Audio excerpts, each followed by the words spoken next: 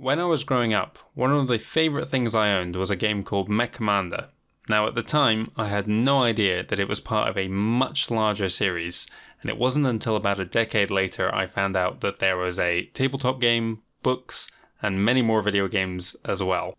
Over time, my interest in the series grew, and I started reading more wiki pages at sarna.net, and eventually I decided that I was going to get more involved in the series. I started to read some of the books that were available, starting right back at the beginning, mid-80s, when the first book was released, and I'm 5 books in now, but it was always my main goal to play more of the games in the series. In 1988, Westwood Studios released the very first BattleTech game, Crescent Inception, and since I'm a fan of so many of Westwood's later games, such as Command & Conquer, which I've also played on this channel, I thought this would be a great place to go back and begin going through the various BattleTech games, such as the 2 Crescent Hawks games, the various Mech Warrior games and their expansions, and eventually the Mech Commander games that came a bit later. My plan for this Let's Play is to go through the game in a similar fashion to how I went through Metal Gear recently. I've never played any of the BattleTech games before besides Mech Commander, but what I found is these older games don't lend themselves very well to blind playthroughs, so what I'm going to do is break it down into parts. I will play through a little bit of the game, then go back and record it. That way I won't know what's coming. I'll be able to kind of discuss my ideas as it goes on without having the entire story spoiled for me. But also not getting lost and spending too much time on pointless tasks that don't matter or wasting everyone, the viewer's time. If you've no exposure to the BattleTech franchise, then what I'm going to do now is actually read through the various kind of supplementary material that came with the game, and that will make up the remainder of this episode before I begin playing the actual game starting tomorrow. If you're a fan of the BattleTech series, most of this will be familiar to you already, so feel free to skip over the rest of this video and join me in the next one. Commonwealth BattleTech Corps Field Training Manual, Pacifica Training School, Lyran Commonwealth Armed Forces. Welcome. Congratulations, your achievements in the classroom have earned you a berth at the Pacifica Training School, one of the Lyran Commonwealth's premier BattleMech training facilities. Here, you will undertake the final stage of your preparation for Mech Warrior certification. Over the next few weeks, you will perform a series of solo cockpit training missions, each one progressively harder than the last. You will be maneuvering a full-sized, fully operational BattleMech inside a specially designed arena, which simulates actual battlefield conditions. The firepower on board our mechs consists of real, high-power weaponry, no toys or mock-ups. Our program is very demanding, but most would consider membership in the elite ranks of the Commonwealth BattleMech Corps to be reward enough. This manual will provide a quick introduction to the areas in which you will be taught. Best wishes for your successor Mech Warrior. Commandant Earl Truth, retired. Headmaster. P.S. Your allowance or any other money sent from home will automatically be credited to your CBIL account while you are enrolled in the school. The Mech Warrior. Attributes. As an aspirant to Mech Warrior status, you will mature in 3 closely monitored personal attributes, namely Body, Dexterity, and Charisma. Body is a measurement of your overall physical strength, as well as your stamina and physical constitution. As you tone this attribute, you will find combat less of a strain, and you will be able to withstand a good deal more physical abuse without faltering or buckling under. Dexterity measures your coordination, reflexes, and agility. You must heighten these traits if you wish to outmaneuver your enemy in BattleMech maneuvers and in hand-to-hand combat. Also, no Mech Warrior can be without Charisma, the measurement of one's physical appearance, personal magnetism, and strength of presence. While this less tangible trait can't overpower a Mech Warrior's enemies in combat, it can help attach him to a strong lance, as well as aid him in talking his way out of a tight bind. The great Mech Warriors, those who are appointed to command positions, have honed themselves in all 3 attributes through training and battlefield experience. Skills. In addition to the 3 main attributes, there are 7 secondary skills in which you may train. While your Mech Warrior training dwells mainly in the 2 areas employed in BattleMech combat, gunnery and piloting, you may want to try to heighten your skills in 1 or 2 of the other areas as well. A crack rifleman will be of great aid to a lance in infantry combat, just as no successful lance should be without a good doctor or technician. Here is a list of the 7 skill fields. Combat skills. Bow and blade. Combat proficiency with bows, blades, and thrown weapons. Pistol. Ability with small handheld projectile weapons, from revolvers to dart guns to laser pistols. Rifle. combat skill with two-handed projectile weapons, including all rifles, submachine guns, and missile launchers. Mech-related skills. Gunnery, a pilot's facility with mech-mounted weaponry. Piloting, proficiency at the controls of a mech. Other skills. Medical, the administration of proper healthcare to the wounded. Technician, the ability to service, repair, and salvage mechs in the field. While rudimentary competence in any skill can be built with field practice, it's well accepted that systematic training in the classroom is a more powerful tool for learning. Such training in the 7 fields is usually accessible from wherever you are. Combat classes are offered at any local Lyran seat of government. Mech training is offered at any LCAF certified training arena. Medical training is offered at medical schools and hospitals. Technical training is offered through tech schools and at hands-on programs in participating shops and garages. Training generally costs a good deal of money, with courses ranging in price from 75 to 1,000 plus C-bills, but a well-developed skill can prove to be priceless when you are in need of medical help on the battlefield or engaged in a ground skirmish. Be well aware, however, that your primary concern during the next few weeks is your BattleTech combat schooling. Your personal training in other skill areas must play a secondary role. The defense of the Commonwealth depends upon your role as a mech warrior, not as a full-time student. The battle mech. Physical construction. A basic knowledge of the physical makeup of a mech is necessary before the pilot can safely and successfully lead a mech into combat. What follows is a brief explanation of the general components of the battle mech. Skeleton. At the heart of every battle mech is a skeleton much like that of a human being. Several dozen bones, each fabricated to resist structural damage and combat stress while meeting exacting weight limits, make up the battle mech skeleton. This skeletal structure allows the mech to absorb enormous levels of physical damage without compromising its performance in battle. Muscles. Most of the larger actions of which a mech is capable are driven by thick bundles of polyacetylene fiber which contract and expand under the influence of controlled electrical current, in much the same way as the muscles of a human being. While these fibrous bundles seldom receive more than minor damage in battle, the smaller, more delicate actuators which control the highly precise motions of mounted weaponry and sensory attachments are all too susceptible to the effects of battle. Most mech service areas are well equipped to correct actuator problems. Armor. To protect the mech and pilot from today's high-energy battlefield, mechs are outfitted with a rigid composite of dense metals designed to absorb laser blasts, particle beams, and projectile attacks. While only inches thick, the two-shell combination of treated steel and boron nitride is quite heavy, and so as protection is increased, mobility sharply declines. For this reason, mech manufacturers typically build mechs of several different weight classes. The light mech has greater mobility and can dodge fire more effectively than a heavier model, but once hit, its internal structure is more likely to have been penetrated. Power plant. The immense power requirements of a multi-ton war machine are met by an onboard fusion reactor. The fusion power plant can generate plenty of energy for even gigantic mechs, but in doing so it also produces high levels of waste heat which threaten the efficiency of the mech's inner functions, even to the point of crippling them. Thus, special heat sinks were developed to dispose of waste heat. Unfortunately, these crucial devices are fashioned from a ceramic material which is very susceptible to stress and fracture, so the mech warrior will probably find himself replacing his heat sinks often and at great expense.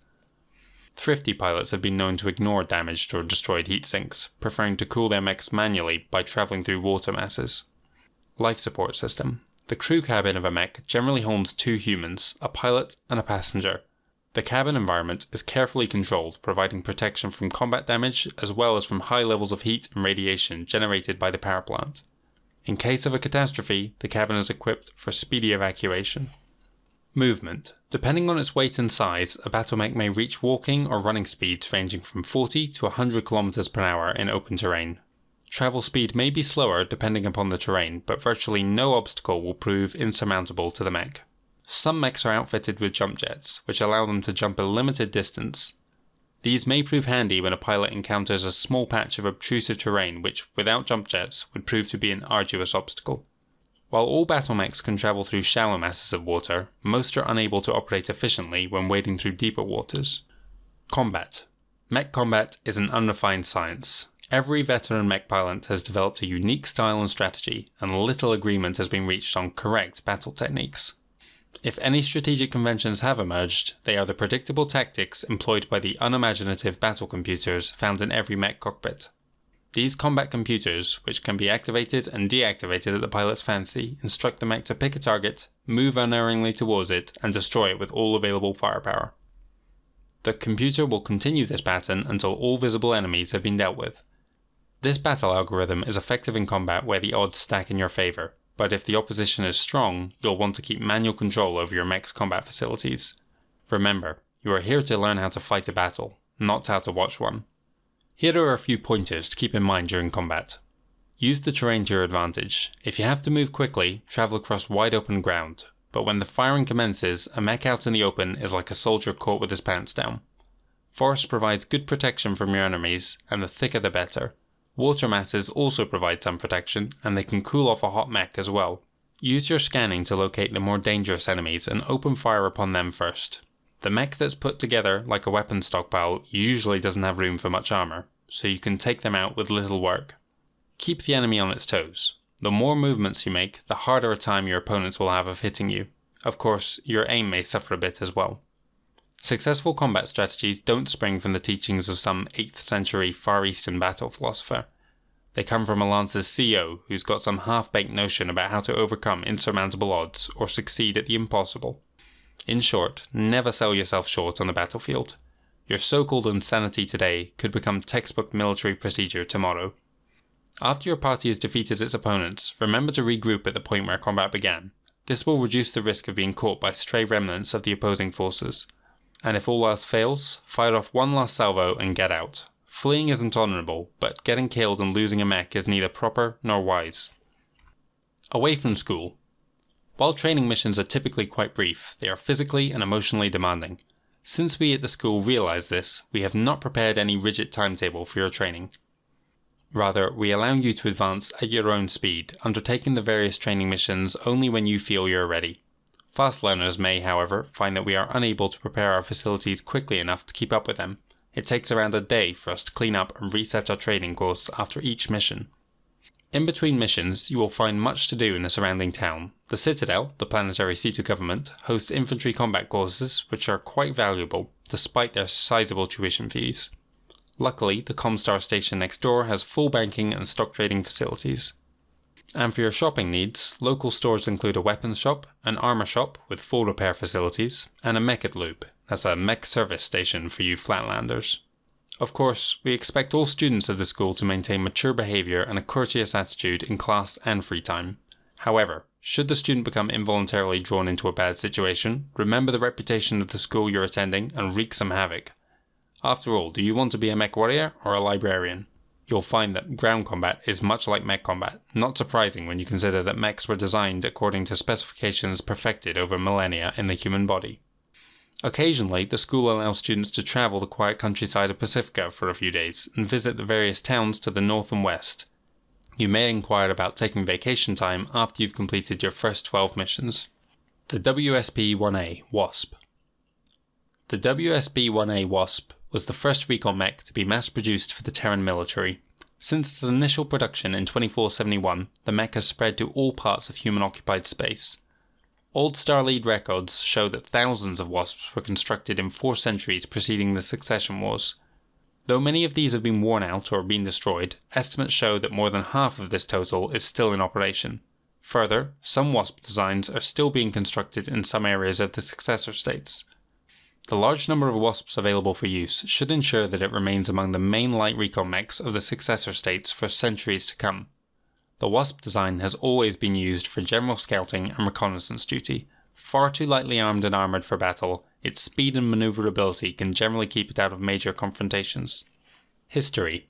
The Succession Wars. Over the past 1,000 years, man evolved a complex and burgeoning technology that paved the way for the colonization of space. Man made life possible on outer planets by solving such vital problems as universal distribution of pure water, effective government of far-flung worlds, and viable communications. However, man has become a victim of his own invention. The seeds of his destruction are planted in his technology. In ceaseless waves of violent wars fought out of sheer lust for power, the successor houses have slaughtered untold millions and unravelled more than 1,000 years of advancement. and still the ruthlessly fierce contest for supremacy continues. The First Succession War, 2787 to 2821, left cities decimated, vital industries destroyed, and hundreds of millions of civilians dead. All energies were turned to war. Civilian technology, including water purification systems, deteriorated drastically. The Second Succession War, 2830 to 2863, was just as deadly, destructive, and indecisive as the first. The blossoming military technology withered as the scientists who created and nurtured it died in war. It became increasingly difficult to build the computers, large fusion power plants, battle mechs, and dropships desperately needed for the relentless combat. Production slowed dramatically, lagging dangerously far behind battlefield losses. The warlords were reduced to cannibalizing existing equipment for spare parts to supplement the building of new weaponry. Salvage became vitally important to survival. The Third Succession War, 2866 to present, continues the brutal contest. Resources are too scarce to destroy, too valuable not to fight for. War is now a way of life. The Successor Houses. The 5 houses locked in endless war over the control of the Star League are the House of Davion, the Federated Sons. Ruled by Hans Davion, this is the most powerful successor house. Now loosely allied with the House of Steiner against the houses of Kurita, Liao, and Marek, Hans plans to marry Melissa, Katrina Steiner's daughter and chosen successor. The House of Steiner, the Lyran Commonwealth. This house derives its power from the strength of its industrial capacity, although its generals are famous for their incompetence. Ruled by Katrina Steiner, the house's territory is constantly besieged for its valuable resources. The House of Kurita, the Draconis Combine. The House of Kurita owns several strategic star systems formerly controlled by the House of Steiner. Ruler Takashi Kurita has formed an alliance with Janos Marek and Maximilian Lau. The House of Marek, the Free Worlds League. Ruler Janos Marek has had little opportunity to lead his troops in battle against the other houses because frequent civil war, including rebellions led by his own brothers, have consumed his time and energies. The House of Liao, the Capella Confederation. The weakest of the 5 houses, Liao is ruled by Maximilian Liao. Heavy territorial losses and constant defeat have left the house incapable of a prolonged offensive, prompting it to seek assistance. The Mercenary Companies. These independent fighting companies supplement house-controlled troops. They vary in size and quality, and their loyalty goes to the highest bidder. The Youngblood family. An old and illustrious family, the Youngbloods can be traced back for more than 1,000 years. Below is a brief listing of notable family members. Stuart Youngblood, 2011 to 2097. Born during the Civil War in ancient Soviet Union, Stuart graduated with a degree in physics from the then well-known Harvard University, where he carried on an early family tradition of playing a primitive field game known as football. He worked on fusion drives for the Alliance Parliament, which replaced the United Nations of his youth, stationed first on the newly discovered Tau Ceti and then on Epsilon Indi. He later formed the Youngblood Mining Corporation, YMC, which prospered in the asteroid belt. YMC was one of the first companies to transport entire asteroids to the Earth-Moon system. He invested much of his profit in early research to develop myomeres, fiber bundles that contract like human muscle when exposed to electricity. However, research at the time was unable to develop myomeres short enough to be used as a human prosthetic, and Stuart's company underwent financially troubled times. His children, seeing an unprofitable future in the company, showed no interest in carrying on the business. Stuart left the YMCA to his grandchildren, Emily and Frederick Youngblood. Emily Youngblood, 2074 to 2166, and Frederick Youngblood, 2077 to 2160. Emily Youngblood drifted away from the daily management of the YMCA and became involved in the Deimos project to develop faster-than-light, FTL, vehicles. She was a consultant crew member on the first FTL flight in 2108. Emily went on to become a representative to the Alliance Parliament, where she was instrumental in bringing all space colonies under Terran jurisdiction. Resentful that he was left to save a floundering company, Frederick championed the anti-FTL movement that protested the billions of dollars being spent on the Deimos project, while people went hungry and homeless. The rift between brother and sister was never repaired. Ironically, it was Frederick who profited from the Deimos project when he joined others using FTL to exploit the stars. It was Frederick's son, Mike Youngblood, who helped supervise the first Alliance Grand Survey that showed more than 100 colonies. Rob Youngblood, 2159 to 2237. Mike's youngest son Rob ran the YMCA into bankruptcy, with his constant game playing, philandering, and gambling. He worked for Rudolph Ryan's ice ship business, transporting icebergs to water-poor planets, a service that helped expand the human sphere to about 600 colonies. Rob worked up through the ranks and retired as vice president of Ryan's company. At his retirement, he and his son Jack joined with others, moving to one of the outer planets that had declared independence from the Terran Alliance. Both Youngbloods perished in the 18-month rebellion. At this point, the Youngblood family history is unclear. Technology, along with family records, was ignored as survival in the newly independent colonies became increasingly difficult. Marjorie Sperling Youngblood, 2314 to 2399. Born the year the Terran Alliance collapsed, Marjorie became a well-known journalist, first writing about new technology and later acquiring fame as a war correspondent. While researching an article on the revival of Myanmar technology and the creation of the work mech for mining, she discovered her relation to Stuart Youngblood, who was involved in early asteroid mining as well as preliminary Myanmar technology. When she could prove her relation, great-great-great-granddaughter of Rob Youngblood, she assumed the lost family name and persuading her siblings Christopher and Jordan Sperling to join her. Marjorie was the first reporter to travel to all 10 separate states, where she covered the constant border wars and arms races. Simon Youngblood, 2381-2436. Simon, Christopher's grandson, was the first Youngblood in the military when he fought in the infantry for the Lyran Commonwealth. His outstanding conduct won him a place in the Lyran Honor Guard to witness the signing of the Ares Conventions, the chivalric code of war conduct.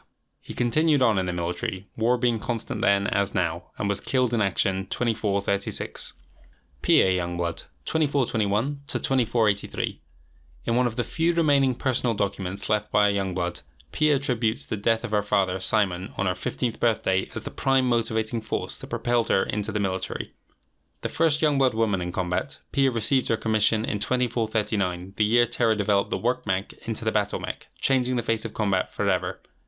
Pia was decorated for bravery during the Lyran commando raids on Terran mech production facilities that spread the new technology throughout the human sphere. Carl Youngblood. Carl carried on the family tradition of excelling in the military. Pia Youngblood would have been proud to know that her successful commando raid more than 100 years earlier made it technologically possible for her great-great-grandnephew to become the family's first mech warrior. Carl earned his high status for leading the most daring and successful unit of the Unification War. Carl was also known for his watercolours of space, which he painted to pass the time on his frequent advisory trips to the Star League. Samuel Youngblood, 2581 to 2653, and Floyd Youngblood, 2581 to 2659. These highly gifted identical twin sons of Carl Youngblood let their older brother Thomas follow in their father's mech warrior's footsteps, while they turned their sharp minds to research. Samuel led the research team that after 15 years of dedication developed the FTL transmitters that greatly improved interstellar communication, often cutting transmittal time in half. Floyd was a lead member in the Star League's engineering group that produced a low-cost water purification system, enabling the human sphere to expand even further. Known to violently disagree from time to time, Samuel and Floyd were, for the most part, a highly productive scientific team. Dawn Youngblood, 2760 to 2819. Initially in mech warrior training, as generations of Youngbloods before her, Dawn became protocol officer for the Star League after a severe injury left her incapable of effective combat. She was present at the fateful meeting in 2781 when the Council, unable to come to a consensus as to the new leader, dissolved. Although she valiantly attempted to enforce diplomatic order, the meeting erupted in discord, never to meet again. Aware that war was inevitable, Dawn drew on her early mech education to establish a battle mech repair depot that repeatedly received commendations for keeping untold numbers of mechs battle-ready. She personally developed new techniques for repairs even as resources became more scarce as the wars progressed. She died in a Kurita attack on her mech plant. Jeremiah Youngblood, born 2981. Although many Youngbloods before him distinguished themselves as mech warriors, Jeremiah has become a legend in his own time, as unquestionably the best Phoenix Hawk pilot alive. He was a key member of the Kellhounds from 3010 to 3016. In 3016, he risked his life in a daring assault on a heavily armed assassin from Kurita, saving Katrina Steiner's life and leaving him near death. On his recovery, his loyalty was rewarded with a promotion to captain of the Planetary Security Force for Pacifica, Chara 3, where he moved with his family in 3017. Jason Youngblood. Jason is Jeremiah's son. He began his mech warrior training at the age of 9. Now 18 years old, Jason is completing his course at the Citadel. Weapon and Mech Recognition Guide, LC453X. This guide, along with all lists, materials, books, files, reports, records, and other documents used by, prepared by, or made available to the above-named student, shall be the property of the Pacifica Training School, and upon termination of said student's participation in the program, whether voluntary or involuntary, said student must immediately return the same and all copies thereof of the Pacifica Training School. Any unauthorized or illegal use of this guide is punishable by instant dismissal or dismemberment, dependent on the miscreant's personal and school record. This guide must also be surrendered at the direct demand or request, whether oral, written, or implied, of the Lyran Security Commission. Battle Mechs. WSP-1A, WASP. Too lightly armed and armoured for combat, this mech's speed and manoeuvrability make it a good machine for scouting and recon duty. LCT-1V, Locust. This mech is light and fast, making it good for recon and quick strikes. Beware a direct hit from almost any weapon. STG-3R, Stinger. Although lightly armoured and with limited weapons, this mech has speed and mobility, making it one tough machine to pin down. COM-2D, Commando. Despite its light armour, this mech's dual missile systems make it a good recon and emergency barrage vehicle. Mech weapons. Each class of mech has its standard onboard weapons. Your mech can also be equipped with additional combinations of weapons. Lasers, powered off your mech's power plant. These never run out of ammo. Small lasers, effective range 90 meters. Medium lasers, effective range 300 meters. Large lasers, effective range 500 meters. Particle projection cannon. PPCs damage with a combo of intense heat, kinetic energy, and electrical overload. These generate more heat points per shot than any other weapons. Effective range 500 meters. Autocannon. This rapid-fire weapon causes maximum damage to BattleTech composite armor. Effective range 120 to 700 meters. Flamer. The plasma fired from this is under such extreme temperature and pressure that it expands in a cloud of flame. Range. Strictly a close-range weapon. Anti-mech weapons. Vibrobombs. Be on the alert for these. Vibrations from an approaching mech set these landmines off. These bombs can be set for different weight classes. Just because one mech passes unharmed doesn't mean your mech is safe. Inferno. Fired from a standard infantry SRM launcher, this special purpose missile explodes in mid-air, dispersing a highly flammable fluid and severely raising the target mech's heat factor. Carries high probability of explosion due to heat buildup. Carry on board only with the utmost caution. Personal weapons. Handheld weapons, such as the vibroblade and submachine gun, are specialized for combat outside the relative safety of your mech. Vibroblade vibrates at extremely high speed when activated. Submachine gun. Hold the trigger to fire multiple rounds in a burst pattern. Laser pistol uses 1 charge per shot. Laser rifle uses 2 charges per shot, equipped with 2 power packs. Lasers, the highest tech weapons with longer ranges and greater penetration capabilities than projectile weapons. Guard these scarce armaments with care.